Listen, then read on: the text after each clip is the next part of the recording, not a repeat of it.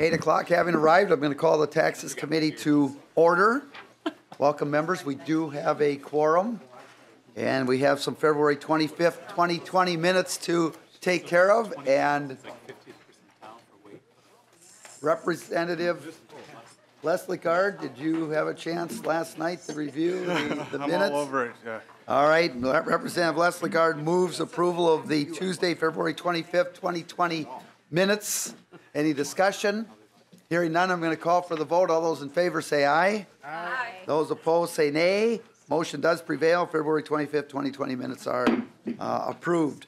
All right. We are going to move to a handful of bills today, all dealing with sales tax exemptions. And by the way, for those of you who are looking for tax handbooks that are out for members, see Ms. Templin. She's got those tax handbooks for members. I know we always wait every year for those to come in, so they're there.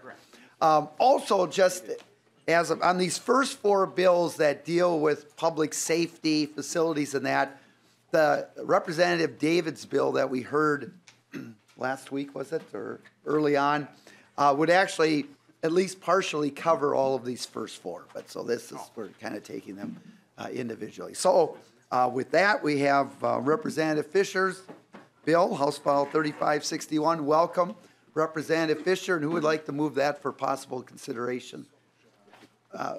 Representative Chang will move yes, thank House you. File 3561 for possible inclusion into the tax omnibus bill. Representative Fischer, welcome. Good morning. Thank you, Chair Marquardt and Committee. I appreciate the opportunity to present House File 3561.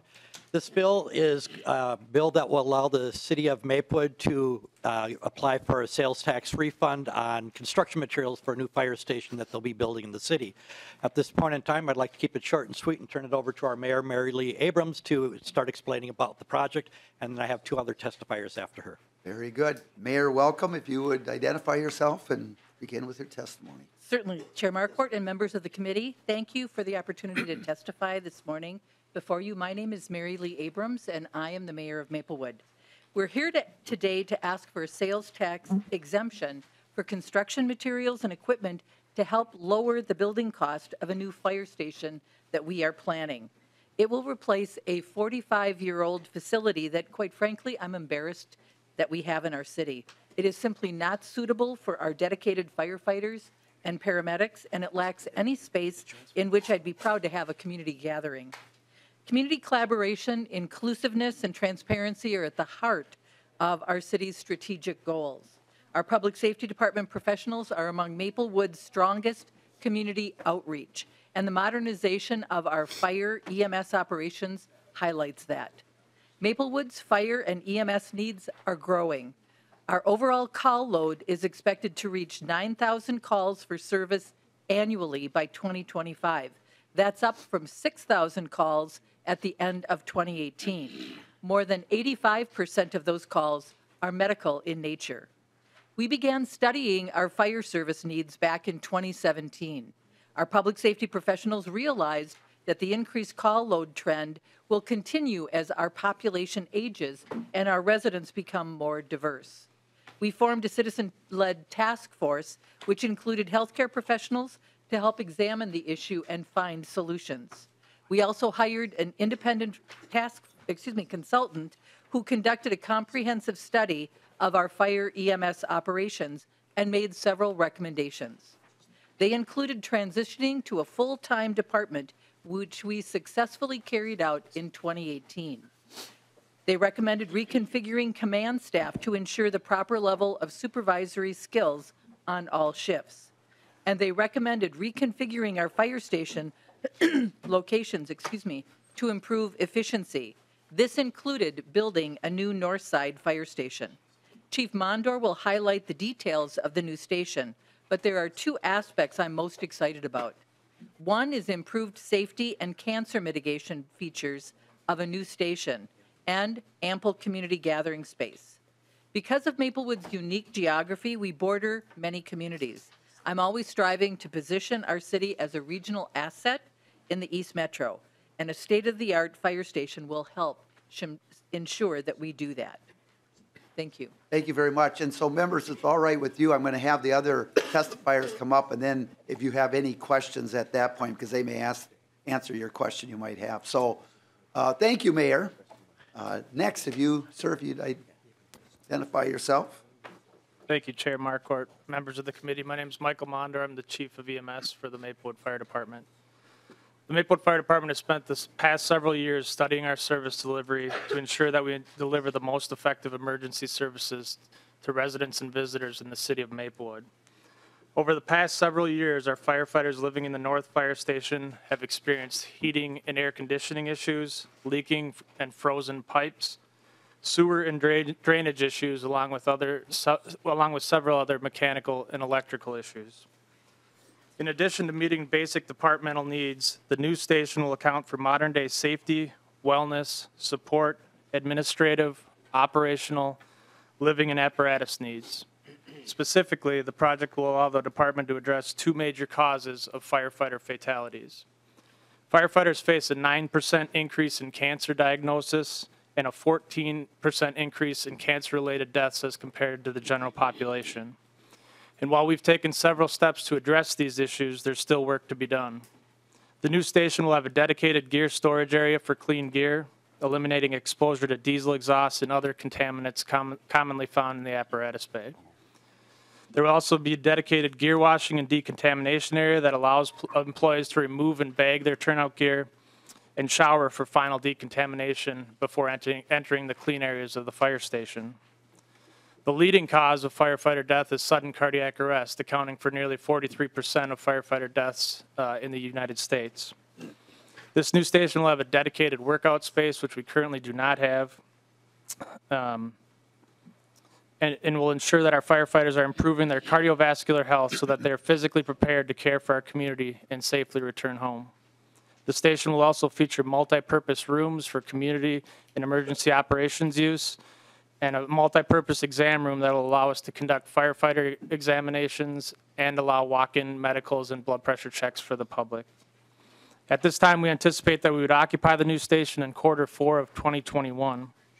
These improvements do not come without significant costs. The fire department is extremely grateful for the support that we have received from city administration, Mayor Abrams, and the Maplewood City Council. If approved, House File 3561, a sales tax exemption could save us an estimated $500,000 towards the total project. Thank you. Thank you very much.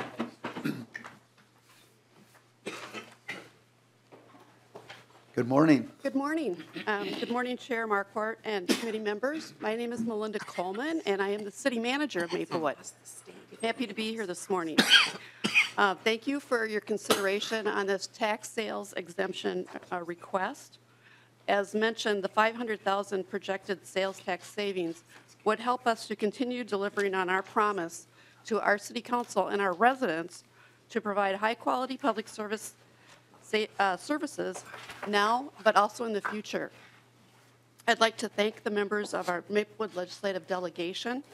That's Senator Minority Leader Susan Kent, Senator Chuck Uyghur, Representatives Peter Fischer, Tu Zhang, and Leon Lilly. As we embark on this plan for the future of our department and modernizing our fire EMS, we appreciate the support and guidance that we've gotten from our legislative delegation. They were very eager to assist us with the preparation of this request before you today. Our delegation has always been reliable partners who participate in our community's many cultural events and our other community celebrations. They have helped us with our transition to a full-time department, which you've heard about this morning, and they've also helped us with our regional fire training center and other legislation that have improved our residents' quality of life. Our testimony today, we know, is just the first step in a complex process, but because of our legislative delegation's dedication and professionalism, I'm confident that they'll help us get to the finish line. So I'd like to thank you very much for your time today and also for your service to the state of Minnesota. Thank you very much for your testimony. Members, any questions of any of the testifiers? Thank you very much. Thank you. Is there anyone in the audience that would like to testify on House File 3561 that's before the committee? Seeing none. Members, any questions of the author or on the bill? Representative Fischer, any closing comments? First of all, Chair Mark Horton Committee, I want to say thank you for the opportunity to present. Maplewood does a great job, and I wanted to let people know that the station not only serves the city of Maplewood, but the surrounding communities. White Bear Lake is very close by, and there's a lot of mutual aid that happens between the departments. And so this is not just about one community, but the surrounding areas. So I want to say thank you for the consideration. I look forward to this being included in your bill. Thank you, Representative Fischer. Thank you to the Maplewood officials for testifying. Thank you so much. Representative Chong renews his motion to lay over House File 3561 for possible inclusion into the tax omnibus bill. Thank you very much. Next bill on the calendar, Representative Carlson L. House File 3278, Representative Fabian. Mr. Chair, before we move on, it breaks my heart to have to say this morning, but I have to say congratulations to Representative Lean. What was the? He's not paying attention, of course. Representative Lean, I think we've got a hockey story the coming. Spuds beat the Rams last night in the section final 3-2. And congratulations, Representative Lean. Yeah. Wow. Was it back and forth, Representative Fabian? I didn't. No. Oh. We were scrambling from behind the whole night. Okay, all right. We'll You guys go were no doing- further with this. You guys were doing your silly stuff on the floor, and we were watching the hockey score. Very good. Well, all right. Well, we'll keep tuned on how our local teams do now. Coming up. And of course. But the girls got consolation ship. Very good. And it's state wrestling this weekend, of course. So. Greenbush. Yeah. Yes, Greenbush. And Detroit Lakes on the on AA out of the area. So. Sorry, And- Mr. Carlson. Are you ready? Representative Carlson, we're talking hockey and wrestling. I mean, what more is there happening here? So, So just a short story before I make a motion. Representative Carlson. 3278 be included, but I have a daughter that, for possible inclusion, I'll make the motion. All right, Representative Carlson L. moves House File 3278 for possible inclusion into the omnibus tax bill. Very good. And being that you referenced hockey, I've got a grandson in northern Kentucky that's in 5th grade, and he plays hockey. And my daughter called me a few years back because he started, you know how they start pretty young with hockey. Yes. And she said, his name is Cooper, and she said, Cooper's going to be playing hockey. And I said, hockey in Kentucky? And then she said, well, Dad, we live a half mile from an indoor rink, so it's spreading through the country. But they live just out of Cincinnati. You know, it's on the Ohio or on the Kentucky side. Very But good. at any rate, I will say I do have my nephew qualified for state from Moorhead High, so I'll be trying to make it over to the wrestling. And also, I know Detroit Lakes wrestles today. I don't know if we'll get a break enough to make the wrestling, but I guess we could adjourn early here today.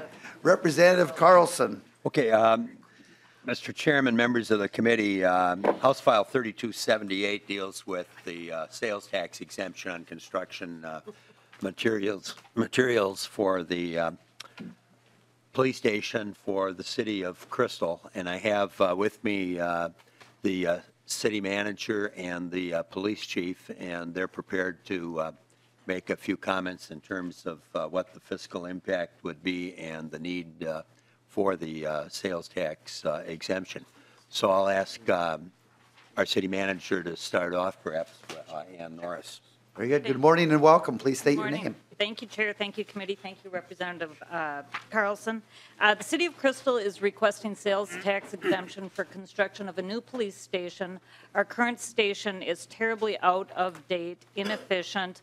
We have vulnerabilities in our evidence storage and chain of custody that we are very concerned about.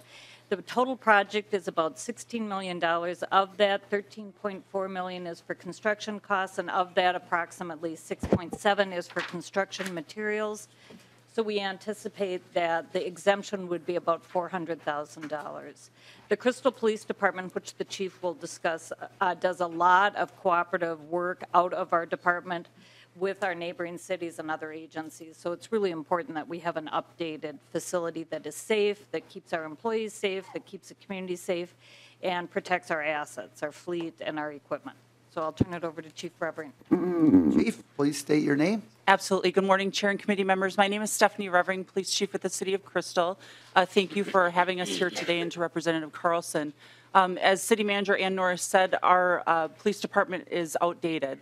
It was built in the 1960s. We have simply outgrown it.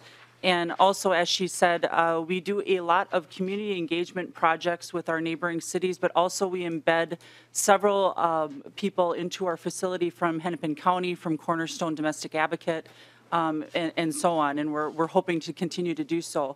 Our evidence room, as City Manager Ann Norris said, is in 5 different locations, which is a big issue. It's a liability issue for us, and we also have some great need for plumbing issues and ventilation issues throughout the building.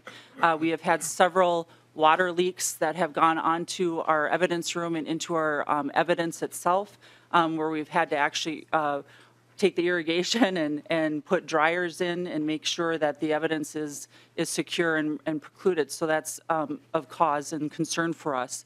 Also, our jail is a 6-facility jail, 16-hour holding facility, and that is simply outdated and unsafe for not just officers, but also the folks that we bring in there because of sight lines and visibility issues. And again, as I stated, we've outgrown it. We don't have enough locker room space for our officers and staff. Our armory is inside of a makeshift closet, which is completely unsafe. And so we thank you again for listening to our needs and appreciate it. Thank you very much. Members, any questions for the testifiers at this point? See none, is there anyone in the audience who'd like to testify for or against 3278? Any members, any questions for the author? If not, Representative Carlson, if you have some closing comments. A very quick comment. A few months ago, I had an opportunity to tour the facility, and as it was described, it's a huge need. It's very crowded, as was pointed out, and there potentially could be, as I understand it, when there was reference to the evidence room, some potential problems in terms of evidence being secure and so on. So it is needed, and the sales tax exemption would be of great help to the city of Crystal. And before I leave the podium, I'll just point out today, being that this is one of our fiscal committees, the forecast comes out. So we'll learn more about the availability of funds. Now, that's an aside, but I'll probably be leaving here maybe a little early to go over for the briefing. So You will be thank you, excused, Mr. Chairman. Mr. Chair. So, Representative Petersburg. Any predictions? Chair Carlson. I have some thoughts, but you know, now we're really getting off the bill. But we did start with hockey, so I guess we're getting back in the legislature and wrestling, of course. Yes. But I sit in as an observer of the Council of Economic Advisors, and you know the minority lead on Ways and Means as well has the opportunity to sit in. And I would predict that, and it's absolutely a prediction, that it's going to be somewhat close to the November forecast. Having said that, more than once I've been surprised, both directions. So, but if it's close to the November forecast, that wouldn't be at all bad.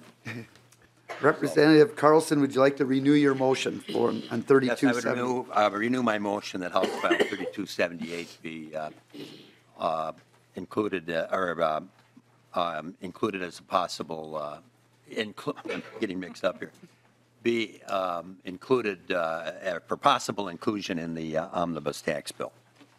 Chair Carlson renews his motion on House File 3278 for possible inclusion into the tax. That's a motion I don't have very often in ways. Yeah, you move things right along. Very good. Thank you, Representative Carlson. And testifiers, thank you so much. House File 2955, Representative O'Neill. And when you get to the table there, you can place your bill in nomination.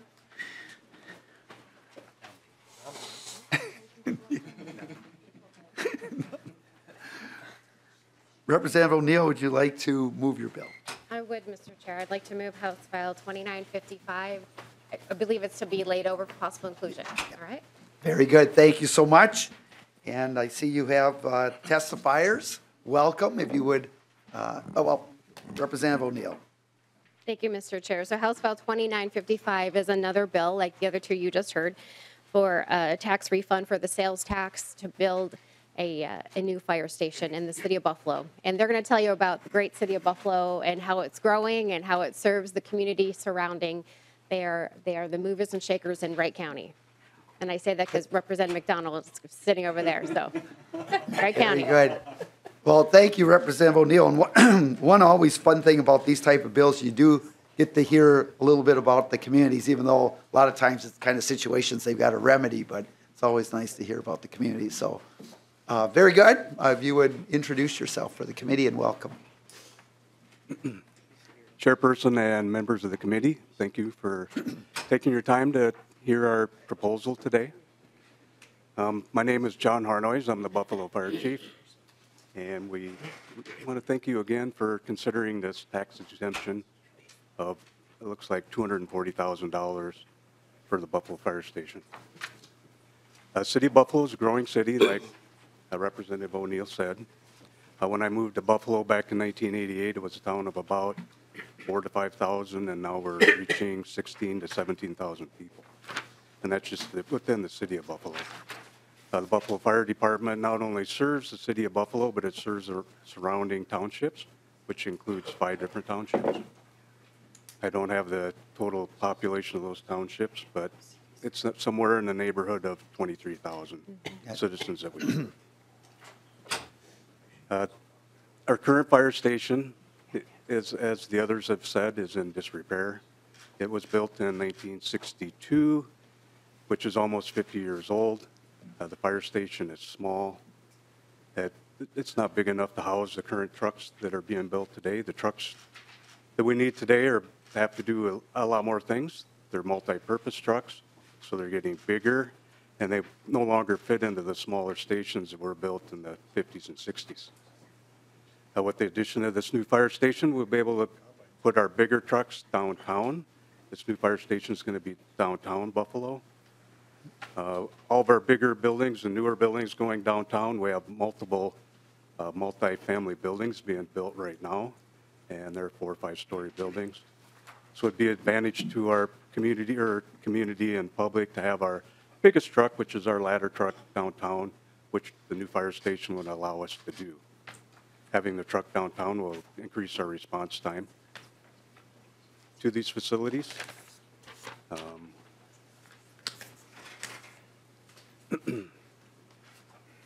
The new facility will also allow us to have better training facilities.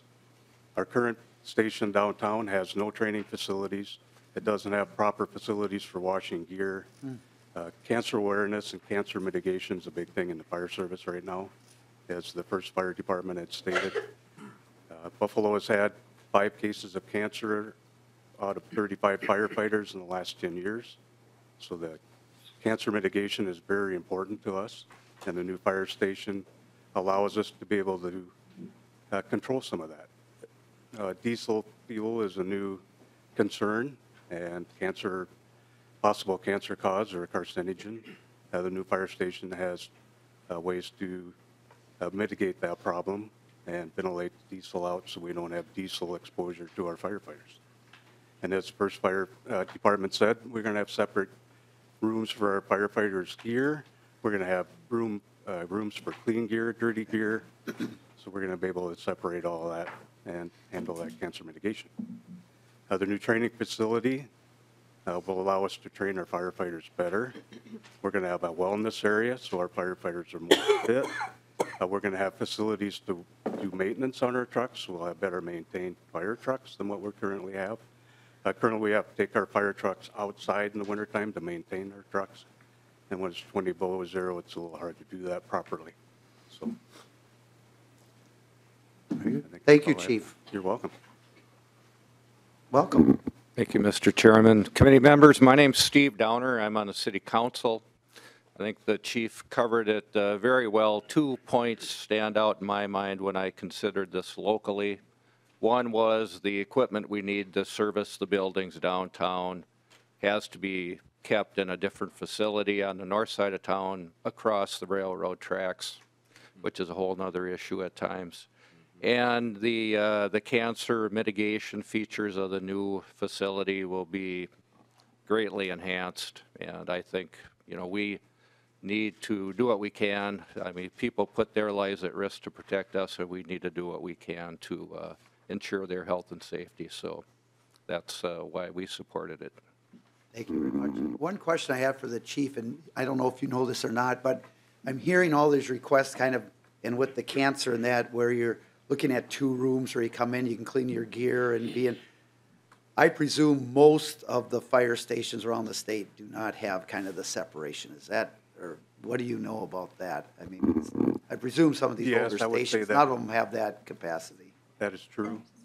A lot of the departments are working toward that, to have that separate gear room. I know our station, you start up a truck, it shoots the exhaust right into our gear room. We don't even have a gear door in our gear room currently. A lot of the fire stations, they'll have their gear storage along the walls, and that's in your truck base. Yeah. So that's going to be a continued problem throughout the state. I know all the new fire stations that are being built will have a separate gear room. Very good. Thank you. Members, any questions for the testifiers? If not, is there anyone in the audience that would like to testify on House File 2955? Hearing none, any questions for the author? Representative McDonald. Thank you, Mr. Chair. Representative O'Neill, since you mentioned my name, I just want to let you know that 5 of the Delano Tigers will be wrestling tomorrow. So we'll be supporting them, go Tigers.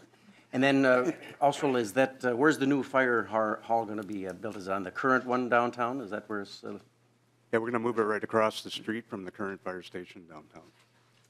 Right next to the Catholic Church Representative there. McDonald. Yeah, it'd be on Central Avenue.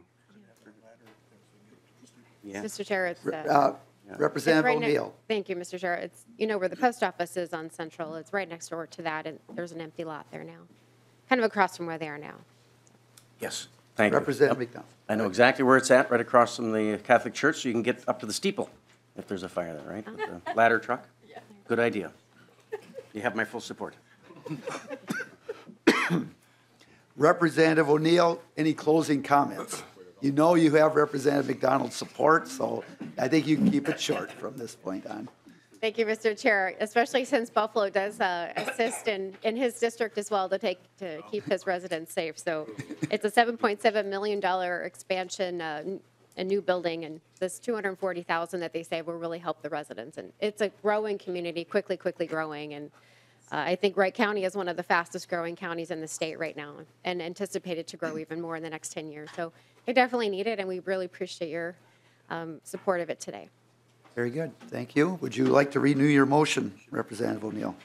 Yes, Mr. Chair, I renew my motion. Representative O'Neill renews House File 29, renews the motion on House File 2955 for possible inclusion of the tax omnibus bill. Thank you very much. Thank you, testifiers. Next on the agenda is House File 3280. Representative Layman, and would someone care to move House File 3280? Representative Fabian? Thank you, Mr. Chair. I would move House File 3280 for possible inclusion in the tax omnibus bill.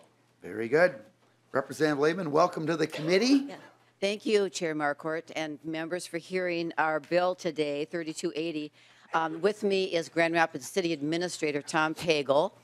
And we're here today. We've been before Chair Carlson's committee to talk about a jail project in Itasca County, and this is connected with that because if our county does build a jail, if they continue to add on to their existing jail downtown, they will likely do so right over our existing fire hall. And so the fire hall will need to be demolished and a new fire hall constructed to make that happen.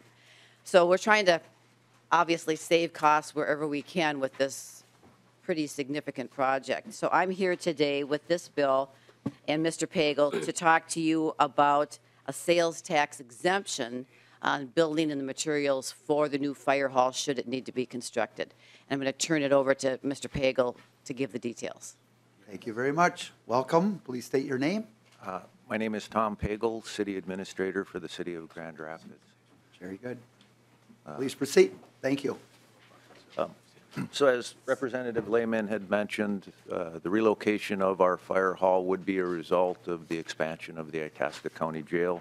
We have a very good relationship with the county. The jail benefits everyone. Our original fire hall was constructed in 1967. Similar to the information you heard from the City of Buffalo prior to us coming up here, we would be including those safety enhancements as well. What this allows us to do is right now, we are currently the regional hazmat team. We don't have enough room in our current fire hall, so we've got equipment spread throughout the city. We have some apparatuses at our Public Works garage, some at our airport. By relocating this fire hall down to our city-owned property, it will allow us to bring all of that equipment into one location.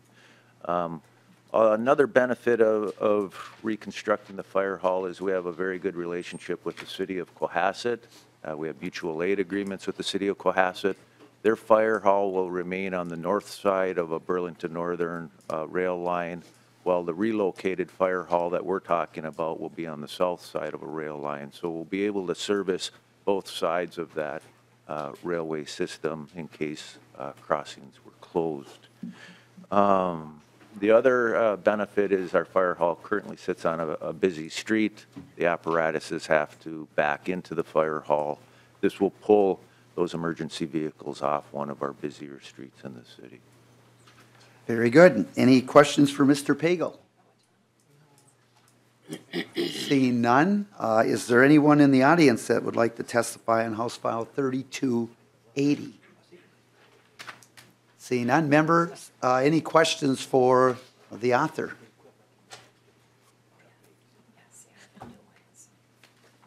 Representative Layman, you're just sliding right through these committees lately here, so any really closing comments? Yeah, well, thank you, Mr. Chairman. Enjoying my time in front of tax committees, so thank you for this time, and I just thank you for consideration, and this is really important for a couple of reasons.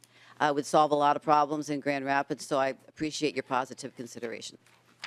Thank you very much, Representative Layman, and Representative Fabian renews his motion to lay over House File 3280 for possible inclusion into a tax omnibus bill.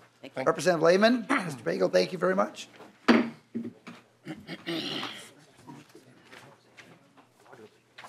So, Representative Huot, we have actually two bills that are the same.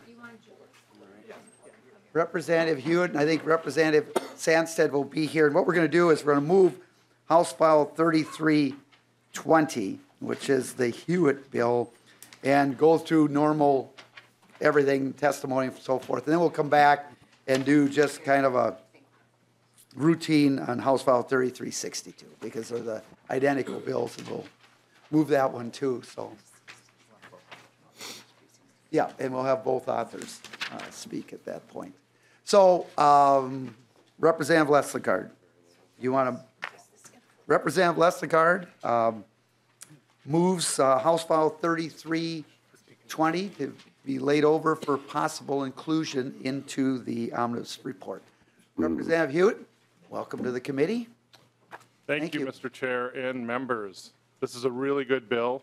I personally am involved with concessions in my own school district, so what this will do is basically exempt the sales for fundraising by certain student organizations. These organizations are similar to the sales that are concessions, spiritware at the elementary level, the secondary organizations, and the purpose for activity sports and different stuff like that. And you know, the fiscal note came back on this yesterday at around $700,000. That's spread throughout the state. And, you know, in some of these districts only, this is maybe like $35 to $40. But as, oh, he left, didn't he? As Representative Fabian knows, $35 is the difference between a bus leaving with a team on it and not. These school districts for their sports are really tight. and they need every dollar. And on top of this, this also created a problem within the districts. It's kind of cantankerous that the districts actually have to go back, file the sales tax, and different. It actually creates some burdensome on the financial staff, and I would like to see this bill go through. So, thank you very much. So, Representative Sandstede, we have not moved your bill, but we're going to have you speak to it right now, and then we'll move it later. But Representative Sandstede. Thank you, Mr. Chair. Mr. Chair and members, I have House File 3362. It's basically identical to what you just heard with Representative Huot. It removes a new requirement that school-sponsored groups collect sales tax on fundraising activities. This is already presenting hardships for students, parents, coaches, and advisors of athletic, academic, and artistic teams and clubs within our schools. Previously, a student group or club could raise up to $20,000 annually under exemption for fundraising sales or for nonprofit groups. The exemption was eliminated following a provision in last year's omnibus education bill, which now requires school districts to take charge and control over all extracurricular fundraising activities to be in compliance with the Government Accounting Standards Board's principle. This change, in essence, treats school-sponsored teams and organizations differently from booster clubs, which as 501c3 organizations aren't subject to sales tax, despite fundraising activities by both going to the same purpose. Many high-profile sports have booster clubs, but smaller non-academic teams and clubs often do not.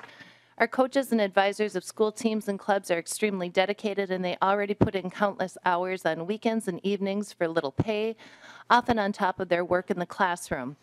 As part of their dedication, we shouldn't expect them to go through the hassle of filing and administering a separate nonprofit simply to avoid collecting and paying sales tax.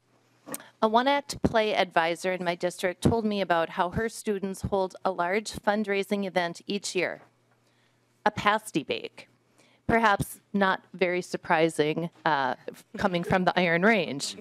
The students put in the labor of making and selling the pasties, and this event funds things like annual banquets, T-shirts, and occasional trips like lessons at the Guthrie. With this exemption gone, now students are responsible for collecting a sales tax. Please just think about what I said. Students responsible for collecting sales tax at a pasty sale. As this committee does its work, the difficult work you do every session to determine our state's sales tax policies, our key value of fairness should be at the forefront.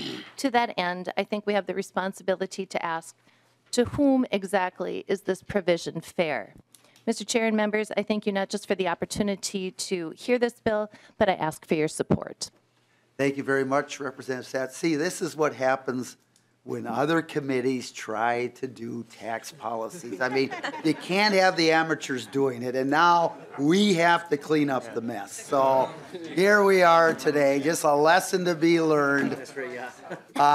Somehow in the language there, I don't think they maybe figured these tax implications would be there, and so here we are, and it really is something we have to fix. So you want to comment now, Representative McDonald, or can we go to testifier? Representative McDonald. Well, thank you, Mr. Chair. I had a question for Ms. Dalton, but we can certainly proceed with the testifiers if you wish. Yeah, well, Ms. Dalton, or Representative McDonald. Ms. Dalton, I think it was 2018, we passed the sales tax exemption for civic groups and nonprofits of 501c3s and 501c4s.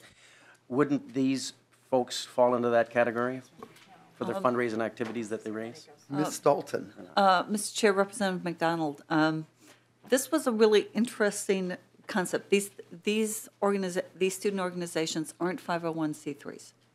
They don't file really separately. And so they were included in this nonprofit fundraising exemption, but the law as it existed or exists right now says, but schools don't qualify for it. So if funds have to go through the school, then those are taxable sales. So what happened is, over in the education department, they were just trying to clean up accounting issues. And so generally accepted accounting principles required that the school districts have any money that's being raised by student organizations go through the school books. They changed the law to require that to meet the generally accepted accounting practices, not having any idea that they were impacting the sales tax exemption. And so that's why we need to kind of fix it. And Representative McDonald, for full disclosure for the committee, I am on the Education Finance Committee. We have a testifier. And so, Mr. Chairman? Representative McDonald. So you're fixing your own mistake? We've got a testifier here. We've got to move on. So please, welcome. Please identify yourself. Thank you. Thank you, Representative Sandstede and Huot, for bringing these bills forward. My name is Tracy Fierk. I'm the Executive Director for CMERDC in St. Cloud. And I want to thank committee members and chairman and Mr. Chair for having me today. CMERDC is a joint powers organization established in 1965 to provide software solutions, cooperative purchasing, and support to member districts in the surrounding central Minnesota schools. We've grown to provide software and support solutions to over 300 educational entities in over 19 states. I'm here today representing our member districts, MASBO, the Minnesota Association of School Business Officials, and MSBA, Minnesota School Board Association. We are here supporting the language modifications presented in House File 3320 and 3362. In January 2017, the GASB, Government Accounting Standards Boards, released GASB Statement Number 84 related to fiduciary activities. The objective of this statement, which wasn't a bad idea, was to provide guidance on how various types of activities not related to the core focus of educational entities should be handled. I was invited to join the subcommittee developed by the Minnesota Department of Education to assist in establishing rules and guidelines specific to Minnesota Public Schools. In the process of defining all the various types of things that happen in a school, it became very clear that we were going to need to make some significant changes to the way student activity accounting was handled in schools. I won't bore you with more of those details because it's probably more than you need, but after many discussions at MDE, conversations with representatives from the Government Accounting Standards Board, we determined that at that time we needed to roll those student activities into the general fund of the district. This is where the unintended consequences of that decision came into play. Minnesota Statute 297A 7, Subdivision 13, which addressed fundraising for nonprofit groups, allows for a $20,000 exemption per activity. However, when all the activities became lumped together in the general fund, that exemption is often used up by one fundraiser. So the remaining fundraisers in the year, as Representative Sandstede said, need to either inflate prices to collect those sales taxes, or they do not collect sales tax and the general fund of the district is paying those sales taxes, or they sell items that are exempt from sales tax, such as, holiday candy. Instead of doing that, we're selling more candy instead of that wrapping paper that might have been sold before. At the end of the day, we're just shifting tax dollars from one pot to another in the state, and at the end of the day, is that really necessary? The fiscal impact of the collected funds is really minor in the grand scheme of things, and the language proposed in House File 3320 and 3362 restores the $20,000 fundraising sales tax exemption per activity. So per club, they'd have a $20,000 exemption versus all lumped together. The group that I represent, MASBO, Minnesota Association of School Business Officials, and MSBA, Minnesota School Board Association, fully support this modification. I want to thank you for having me today. Thank you very much. Any questions? The testifier? If not, Representative Petersburg. Thank you, Mr. Chair. And I'm just a comment. And another option, of course, Mr. Chair, would be just to eliminate the school districts have to pay sales tax altogether. I stand for that. Oh. Yeah, that'd be great. Thank you. Representative McDonald. Thank you, Mr. Chair. So I got a question. I got a text from our neighbor selling, the baseball team's going to sell salt, softener. And they do that for all the community. It's a lot. They raise a lot of money. Would they be subject under a sales tax for those groups that have to, I'm just curious. Oh, I should keep my mouth shut. Ms. Dalton. Hypothetically speaking. Representative Hypothetically McDonald, is this a high school baseball or softball team? I'm sorry. Representative McDonald? Mr. Chair, in this hypothetical scenario, Yeah. yes. Ms. Dalton? Mr. Representative McDonald, yes, they would, under our current law, if we don't pass this. Without this change? Without this change? But chances are that's a booster club. Hypothetically, they would be. Any other questions for Ms. Fierick? Or if not, I'm going to go to the audience. Is there anyone here that would like to testify on House File 3320? See none. We hadn't mentioned the revenue notes on these other ones, and, we should be actually mentioning that. So the first bill we heard was $180,000 this year. The second bill was $150,000. Third bill, $120,000. The fourth bill was $40,000, just so you get an idea of what those sales tax exemptions would be. This revenue note would be $660,000 in this year. So, any other questions for either one of the authors of these bills? And then we'll move House File 3320. Representative Huot, Representative Sandstede, any closing comments? Well, members, as an educator myself, I just think this is a really important piece to pass. In a perfect world utopia, schools wouldn't have to fundraise, but that's where we're at. And we really are not intending to tax our kids and tax, the things that they need to do to support the out-of-school activities or extracurriculars. So thank you for considering this, and I urge your support. Very good. Representative Huot. Again, committee and Mr. Chair, thank you for hearing this, and I'm going to leave you with this. The lines are long at the concession stand, and we try to teach our student helpers to count back change right now. To teach them how to do a sales tax on top of that would be terrible. So please help me. Thank you very much. Representative Les Lagarde renews his motion to lay over House File 3320 for possible inclusion into the omnibus tax bill. And then if someone could move, and we're not planning to discuss anymore, House File 3362, Representative Erickson. Mr. Chair, I'll move 3362 for possible inclusion in the omnibus bill. Very good. Representative Erickson moves to House File 3362 for possible inclusion into the omnibus report. Thank you very much, members and authors. Final bill on the agenda, House File 2980. Representative Gruenhagen, would someone like to move House File 2980? Representative Petersburg moves House File 2980 for possible inclusion into the tax omnibus report.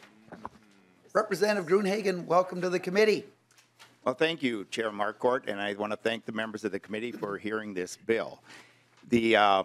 I also want to thank you for saving 45 minutes for our presentation. Hopefully it won't take that long. But what this has to do is the sales tax exemption for capital equipment. Bartles Trucking, a small business in my district, is looking to do a $20 million expansion in a very small community, Green Isle, and that serves a number of businesses in the region, and there's also a lot of additional jobs that would be created and also a lot of efficiency created out of this. I have with me today the Chief Financial Officer for Bartles Trucking, who will testify first, and also the mayor from Green Isle. Very good. Welcome to the committee. If you would identify yourself. Thank you, sir. My name is Alan Smith, and I'm actually the Vice President, General Manager also of Bartles Truck Line. Bartles Truck Line is a family-owned, Minnesota-based trucking firm that's been in business in Winthrop since 1942. I came to Bartles in 2012 as the General Manager, and one of the odd things that I noticed right off is we haul mostly USDA food stuff. And we were transporting truckloads of product to Sioux City, Iowa to store it. because there was no facilities in Minnesota that had the capability because of the amount of freight that just didn't have the ability to do it. So we decided that we would construct this facility in Green Isle. We plan on, at the end of the expansion, probably adding 25 new jobs, starting at $22 an hour. Not only will it add jobs to Green Isle and possibly bring service companies there, but additionally, Michael Foods and another large company in Norwood, due to the production issues, are going to use our facility as storage and then be able to add production lines, thus adding more jobs at their facilities. So at the end of the day, we feel like we're bringing a good-sized facility to a small town in central Minnesota that needs that support, and we just see that there's a real need for us there. Thank you very much. Mayor. Good morning. Thank you, Mr. Chair and the committee. My name is Joe Krieger. I am the mayor of the city of Green Isle. For those not familiar, Green Isle is about 50 miles southwest of the Twin Cities, just out of the metro, 7 counties. I believe after the 2020 census, our population will be around 700, which doesn't sound like much, but around the year 2000, I think we bottomed out at about 250. So we have been growing. And we're tickled pink that this Bartles would come to Green Isle. We have our industrial park set up about for 20 years now. We have 3 businesses out there, a major beer distributor in the state of Minnesota. And this business would be great for the economy of Green Isle. 25 jobs, which may not sound like a lot, with a town the size of 700 is a lot. And we think it'll sell some houses for us and attract some other businesses. So I certainly thank you for listening to us this morning, and hopefully you'll consider our proposal. Thank you very much, Mayor. And maybe I missed this, but Mr. Smith, how big of a facility will this be? It'll be about 58,000 square feet. It is a 75-foot building that'll be able to house 10,256 pallets. And then there are 2 additional expansions that are already in the making, so that you'll end up with about 108,000 refrigerated and about 52 of frozen. Very good. Thank you. Members, any questions, first of all, for the testifiers, the mayor, Mr. Smith, Representative Schultz? Thank you, Chair Marquardt. Yes, would you consider building this if you did not receive this tax subsidy? Smith?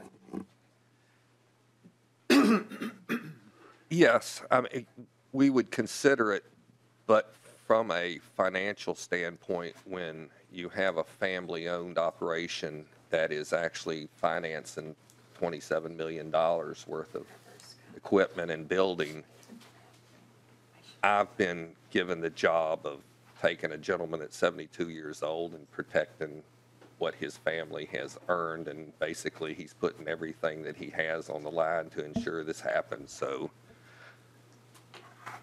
I guess the bottom line would be yes, I feel like we would want to go forward, but would it make it difficult? Extremely. Representative Layman. Thank you, Mr. Chair.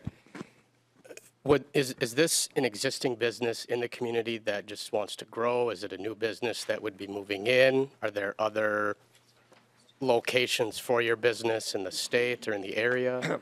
No, sir. Actually, the transportation company is in Winthrop. The Green Isle facility will be a brand-new standalone business. The building will be built. It's not an expansion. In a way, it's an expansion of what we do, as we do a lot of shuttling of product for these customers. But rather than taking it to other facilities, we'll just take it to one and have it under roof. But it is a new facility in a new place.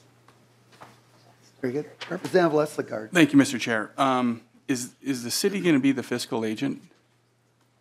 No, we will not. This will be privately financed. Representative Lesligard. Thank you, Mr. Chair. Is this typical? Do we normally do business, or does it normally go through a city or a community as a fiscal agent? Ms. Dalton. Mr. Chair, Representative Les Lagarde, this isn't exactly like a grant to the business. This is like, for instance, most manufacturing has a capital equipment exemption. It used to be a refundable exemption like this one is, but now it's an upfront exemption. This is essentially granting a warehousing business the same type of capital equipment exemption that manufacturers have. Thank you. Could I add something here? Mayor, just a little side story, but the commitment by the Bartles family to really be a part of the community has been just tremendous.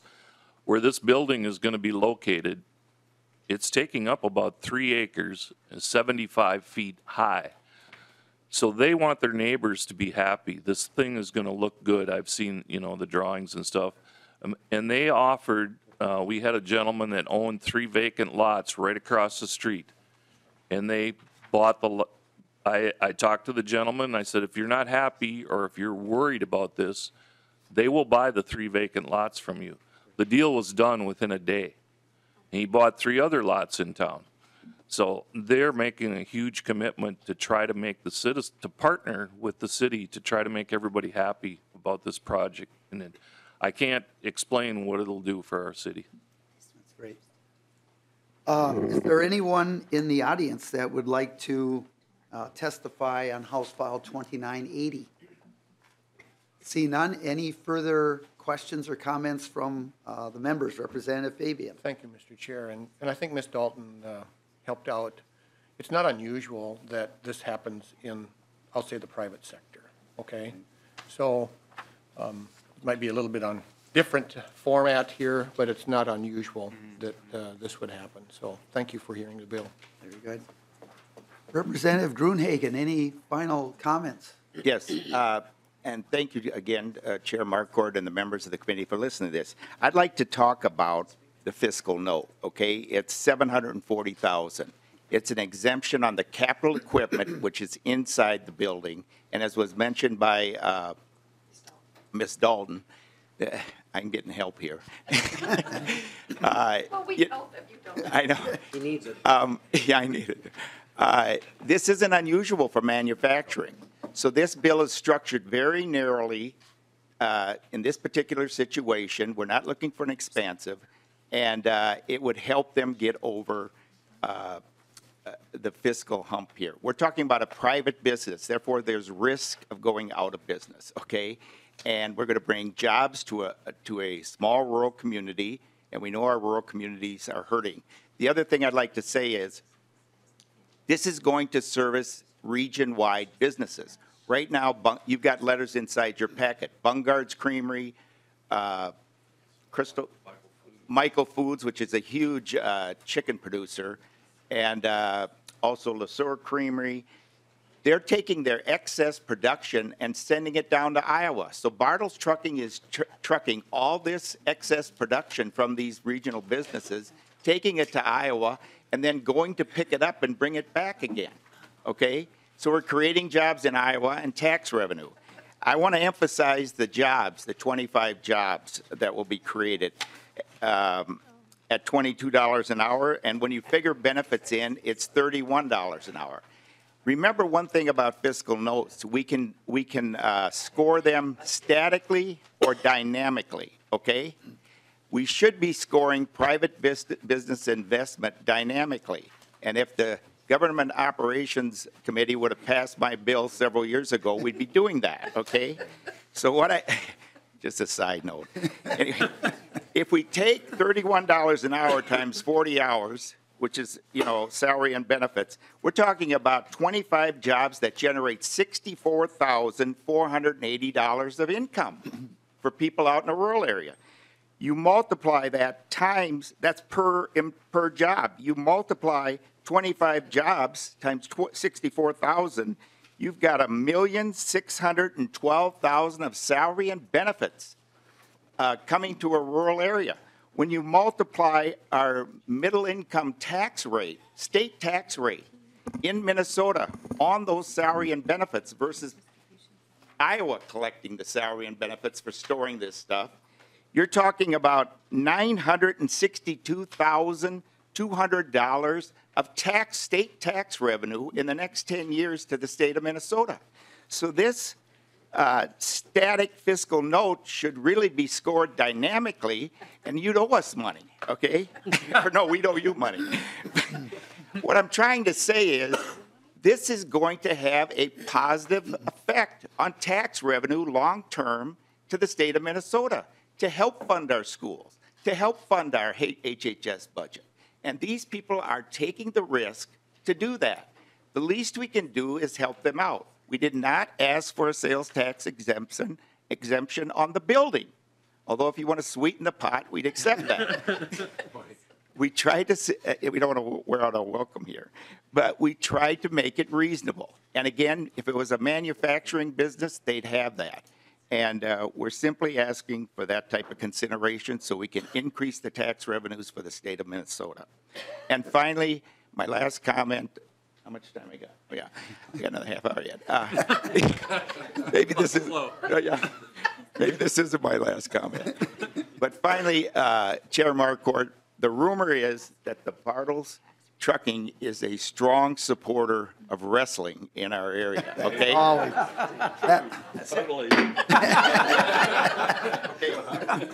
Yeah, I'm sorry, it's basketball, but they're switching. Thank you very much. Representative Joachim has. Thank you, Mr. Chair. I don't know if the mayor or Mr. Smith could answer this. Are you using tax increment financing or other incentives in your industrial park? Yes. Mayor? Yes. We have a planned TIF for this particular project. Okay.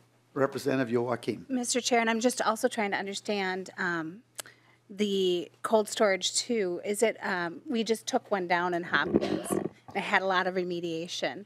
So what's the longevity of this building? I know with the technology things change and we worry about freon and coolant and.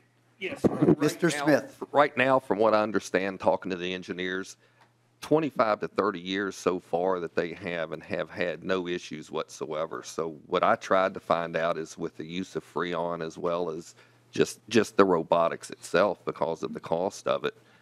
But for 25 years that they have had studies on it, there has been no issues because we were concerned on the freon issue too. But it seems like they've come a long, long way in that.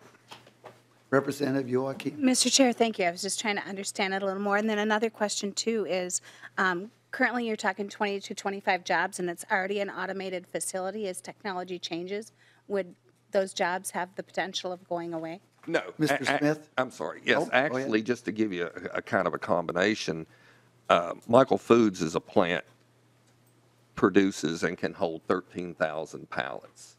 It's a traditional warehouse. They have 73 forklift drivers full-time for $3.3 million salary just to operate that. We'll have no forklifts. Our people will be more or less your IT, watching the computers, monitoring the screens, watching the temperatures.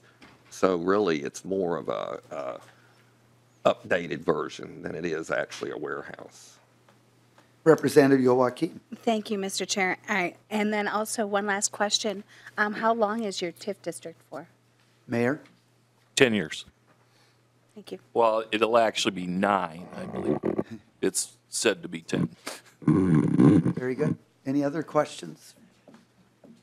If not, Representative Petersburg renews his motion to lay over House File 2980 for possible inclusion. And I know I've missed layover on several of these motions, so we'll just amend all these other ones that I have said to reflect that. So thank you very much, Representative Gruenhagen. Thank you for bringing this forward. Thank you so much for bringing this project forward. So, Thank you.